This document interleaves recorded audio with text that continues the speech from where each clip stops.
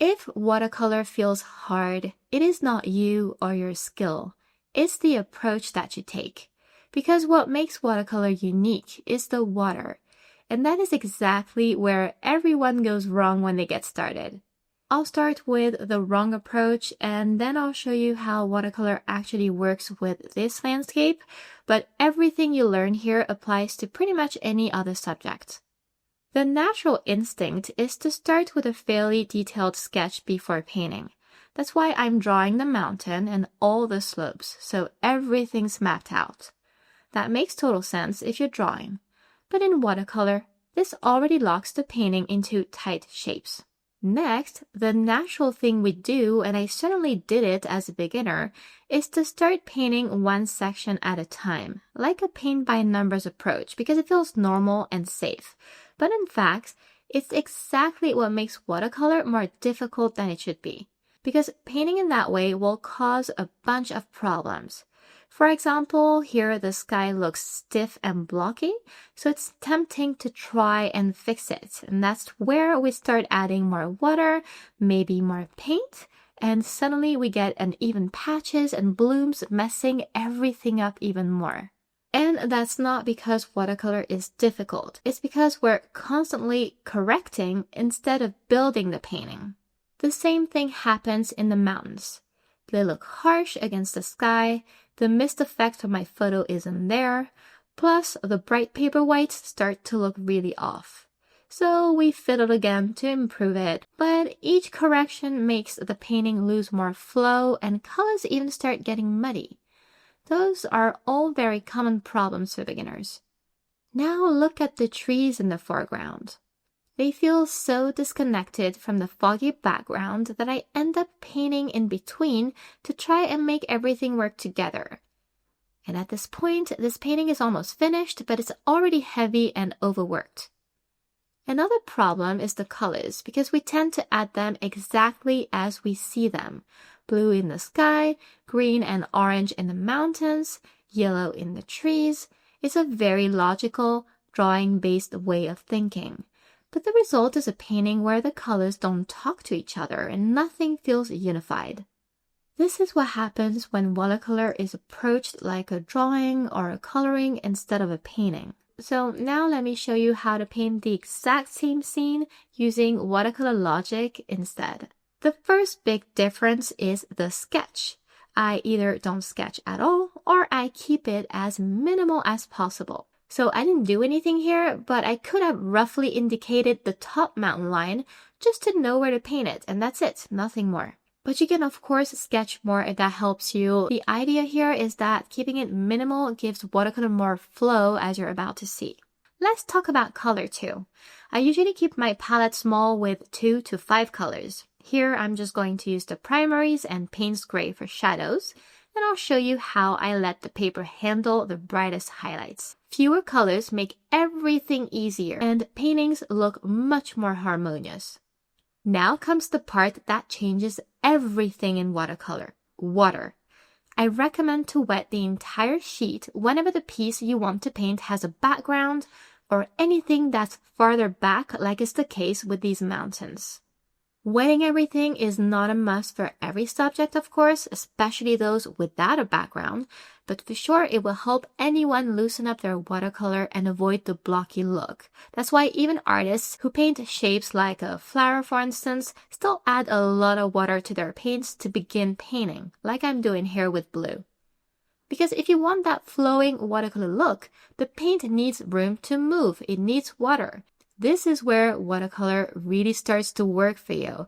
So remember, a minimal sketch and limited palettes always help, but adding lots of water is the part that you don't want to skip if your paintings look more like drawings right now. Another important thing many people aren't aware of is that watercolor works best when you think in background, middle ground, and foreground, not in sections. That's why this time, instead of focusing on the sky alone, I start with the background in mind, all of it, sky and mountains. How you want to think of it is that at the end of the stage on wet, the painting should look like a blurred version of the reference. Just light shapes, no details, and instead everything soft and flowing.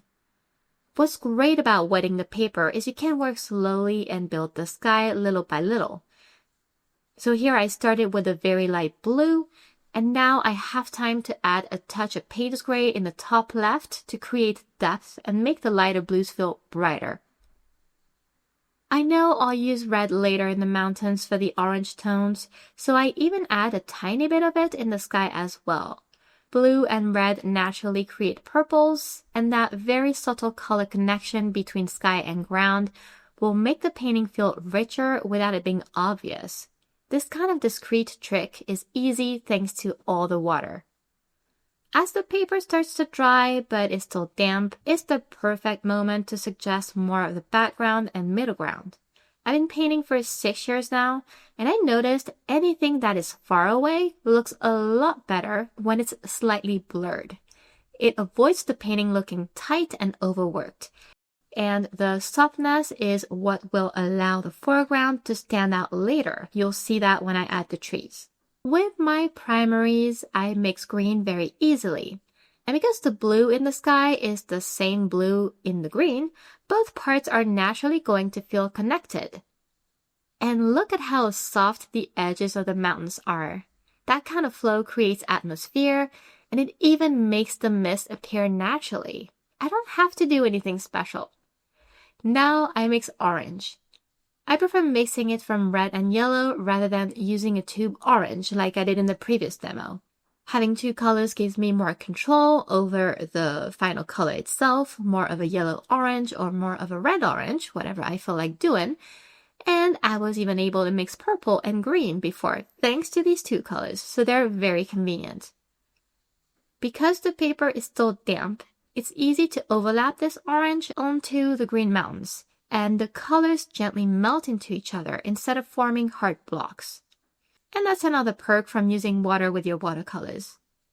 A very common problem for beginners is the paper drying way too fast. So when this happens, I recommend to dry it completely, wet it again, and pick up where you left off.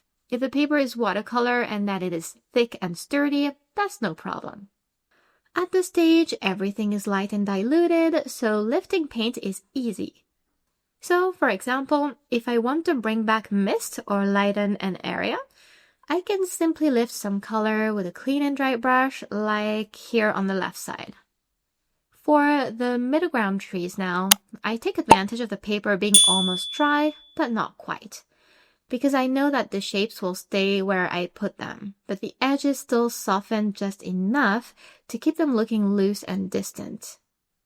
And now the paper is completely dry, and this is where we move into the foreground and paint what's supposed to pop in the painting. Could be an object, an animal, a building that's closer than the rest. Here it's those trees in the bottom right. Less water means more control and more details, but still, we're not painting these trees like in the first demo, and let me show you what I mean. First, I use a brush with a fine tip to help with details, and I mix darker greens from yellow and Payne's gray. I'm not copying the reference exactly. It's another takeaway for you if you want your paintings to look less like a drawing and more like a watercolor.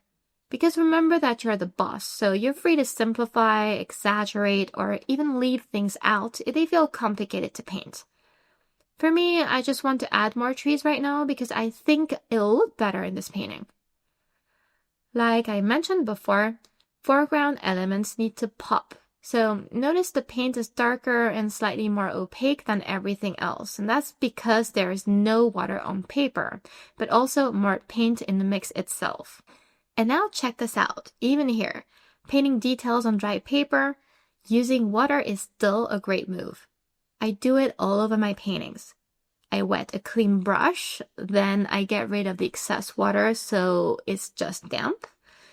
I add paint to paper with my other brush, and then I soften some edges under or around the tree with that clean and damp one. The pigment melts into the previous layer naturally, thanks to that water. That keeps the painting from becoming stiff, even if you love realism like me. but you're still getting stunning details and a lot more control than painting on wet paper. We paint on sections, but the difference here is that we already have a loose base, and we intentionally add water to the details to soften some of them. Now I add some red and yellow into the trees. Again, it's great for the overall color harmony of the painting, and it looks beautiful because I use water. They melt into the previous colors rather than awkwardly sit there near the green trees. This is the difference between drawing with watercolor and painting with watercolor. You're strategic and controlled, but you allow the medium to do what it's meant to do by including water in all stages. So here's the key thing to remember. Watercolor gets hard when you approach it like drawing. When you plan too much, separate everything into sections, and try to control every shape, you'll be tempted to adjust and the paint fights back. Watercolor starts working when you reverse that logic. You paint the background first, you let the water blur things on purpose, you build from light and loose to darker and more defined, and you only draw at the very end, and even then, you can do it imperfectly and let water loosen it up a bit, as seen in those trees. If this made something click for you, please leave me a comment below. I always appreciate it, and if you want to go deeper, you may join one of my classes and pick the subject you'd like to learn about to practice these techniques. I'll leave a link in the description below. Thank you so much for watching, and I'll see you in the next video.